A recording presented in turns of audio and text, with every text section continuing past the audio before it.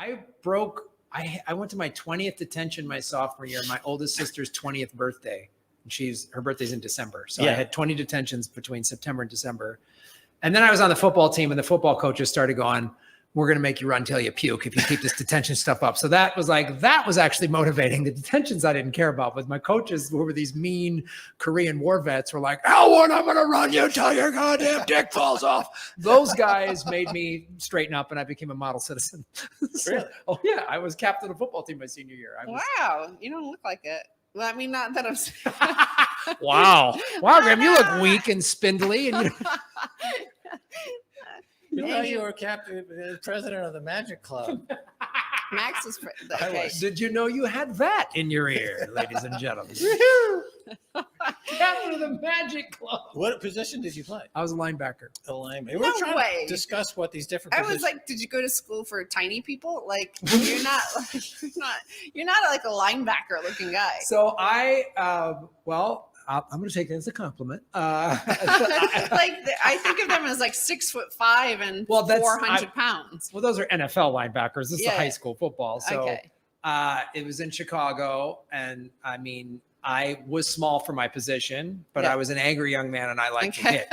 I like to hit. So I grew up in a divorced alcoholic home and I like to hit people. And this is they focused my anger. Yeah. The coaches were like, rather than getting in fights and going to detention, when we blow a whistle, you knock that guy down. And I was like, you got it, and I'd knock the guy over and I would get high-fived. I wouldn't get yelled at. Right. So I was like, you got it. It's not a bug, it's a feature. Yeah.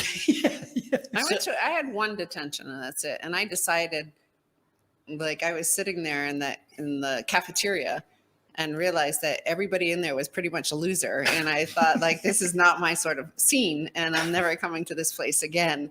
And you were scared straight. I was. Yeah, I mean, they weren't even just like, it wasn't like they were menacing people. They were just like losers. And I thought, I don't want to hang out with losers anymore. Balls. This is really embarrassing that I have to sit next to them at the same table. So I was just a snob. I was snobbed straight. Snob straight. Wow. The football team. So linebacker, that's part of the offensive line. Defense. Oh, it's a defensive line. You don't know shit about football. I don't know the positions. So there's the defensive line. Yeah. And then the guys that stand right behind the defensive line, those are called linebackers. And the guys behind them are called the secondary, the safeties and the free safeties and stuff like that. So we're down the defensive line. Right. So there's the guys in the defensive line and then right behind them. So wouldn't stand up right on the line. So like that's like if a tight end comes across the middle, kind of you cover that sort of thing. Okay.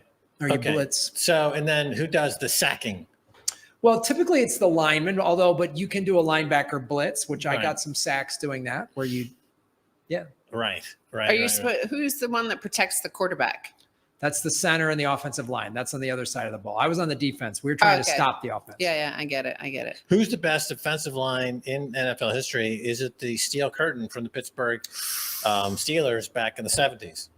That's a toss-up. I would say they're close. The Steel Curtain was great, but then as a Chicagoan, I'd have to go with the 85 Bears, who had one of the best defenses ever. That's Mike Ditka's. That's Ditka's team, yes. Mike Singletary was the linebacker, who was like 6'6'1". He was small for his position, which is why I looked up to him. Of course. How does Patrick Mahomes stack up against Tom Brady?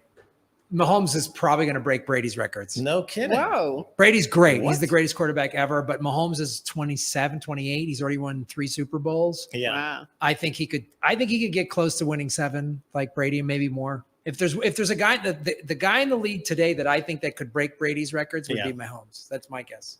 Yeah, if he stays healthy. If he stays healthy. And then the guy in Baltimore, Lamar Jackson. He's really good. He's incredible because he's always running. He's so fast and he's got an amazing arm. Right. Whatever happened to Antonio Brown? Yeah, I think he got injured. No. Oh, wait, no, he got arrested or something? Yeah. It's one of those. Close. Wow. Yeah. He that's sad because he was the one that runs down to the end zone and catches the ball. He's the wide receiver. Wide receiver. Okay. Yep. Yeah, he's very, very talented, but he's like he got hit in the head too many times or something. Like he had some issues, right? I played with some, that's the thing about sports. And like, if you're born with a lot of athletic ability and talent, then what can happen, and I don't know if this is what specifically happened to Antonio Brown. Yeah. You can be then, and this actually ties back into the shit coins, you can then be corrupted because some coach in high school is going to fix your grades. Right. They do that in college. The alumni buy you stuff. Yeah. And then you're never held accountable for bad behavior. As long as you're scoring touchdowns, we don't care. Yeah. Right. So it's the same thing with the shit coins. It's like, and it's tempting. Yes. I mean, there's guys I played with who were a lot bigger, stronger, faster than me that would have got Division I scholarships and maybe even played in the NFL, but they didn't have a great childhood, or they had cases, or they couldn't focus. And that's why why do I say Patrick Mahomes? He's got great parents. He's got a stable home life. His dad was a pro athlete. His dad played pro baseball. Right. I've seen some interviews with his dad. He's totally based, down to earth guy. And so his dad can go, son, the girls and the Lamborghinis and that stuff, leave that alone. Like, go train, go watch film footage, marry a nice woman. Like, don't get caught up in that because he saw it. And then when you become a pro athlete, now you're talking about millions of dollars and people are just giving you stuff.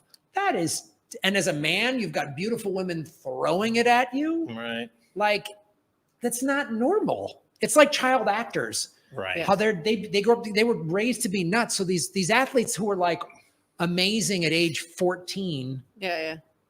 They were playing on the varsity at age 14 or whatever. They're not, they didn't get in, that's why some of the best pro athletes like Tom Brady, he was always an underdog.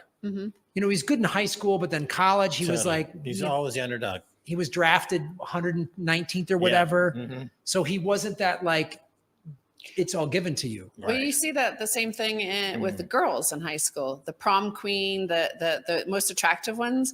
When I go back all these decades later, like they're still there in the same town, and like they never did anything. It's for the most part. Yeah. But that's more common that they stay there because they had it so easy that they never really had to try.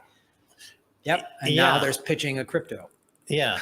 The geeks in high school and the freaks, they went on to do stuff.